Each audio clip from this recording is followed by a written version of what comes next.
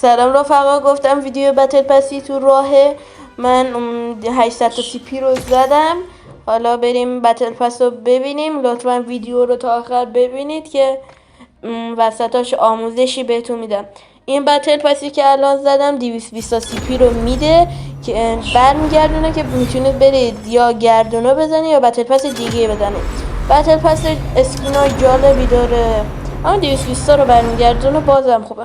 خب بریم الان بتل پس اینم بزنیم، دیل کاستومر رو اینم بزنیم. بچه نگاه کن، وقتی که بتل پس بزنید همین چند تا اولو که خودش مشخص کرد میده، بقیهش رو باید با اینایی که این بالا هستن الان با اینا باید با اینا بزنیم. آره دیگه با اینا باید بزنیم.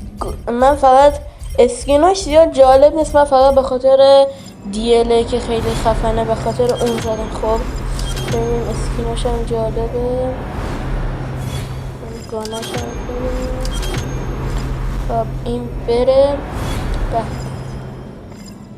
به نظر من که میخوای، من چون به خاطر فقط دیل زدم، اگه از دیل خوشتون نمیاد فقط اون اسکینه رو بزنید که آره اینو بزنید.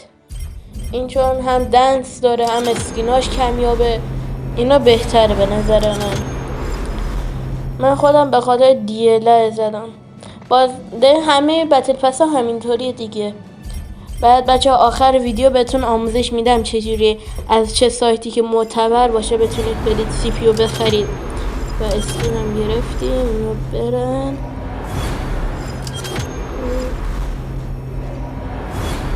کنای جالبی دارم، اسکینش هم خفنه. بچه ها راستی ویدیو فیس کم که دارم برای فیس کم رو اوکی میکنم که ایشالله بقیه ویدیومون با فیس کم باشه.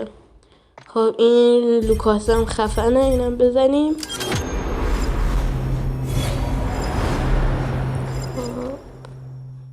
بچه ها ویدیو رو حتما تا آخر نگاه کنید که آخر ویدیو براتون آموزش سی پی زدن رو بهتون میگم و سایت معتبر برای سی پی رو بهتون میگم. خب این لوکاس هم زدیم، این لوکاس خیلی خفنه. من بهتون میگم حتما این لوکاس رو بزنید، خیلی خفنه اگه میخواید بتل پس بزنید. بچه ها فقط ویدیو بعدی که حالا نه ولی ویدیوی دیگه براتون فیلم گردون و زنی رو براتون میذارم. خب تمام. بچه ها برای سی پی زدن 2 تا سایت هست، ارزان جم و سلام جم. من خودم همیشه از سلام جم میگیرم چون که قیمتاشون از ارزان جم بهتره. الان من 800 تا سی پی رو گرفتم، برام شد 650 تومن. بچه هر 2 تا سایتشون خیلی معتبر و من هر 2 تاشون رو دوست دارم. یک سلام جم و ارزان جم رو بهتون گفتم. حالا من چون که سلام جم قیمتاشون مناسب تره از سلام جم میگیرم. حالا شما هر کدوم که دوست داشتید بگیرید. حالا برای اون که چیز خاصی نداره، فقط باید برید اسم اکانتتون، رمز و جیمیل و جیمیل اکانتتون رو باید بذارید.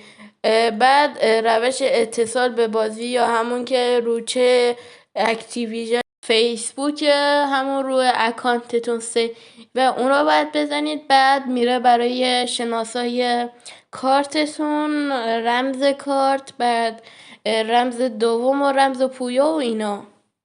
رفقا ممنون شدم که تا آخر ویدیو تماشا کردید. یک نکته ویژه دارم براتون، بین سابسکرایب ها وقتی که سابسکرایب ها به 100 تا برسه قرعه کشی سی پی براتون میذارم و هر کی که اسمش در اومد و تو چنل میذارم. فعلا خدا نگهدار.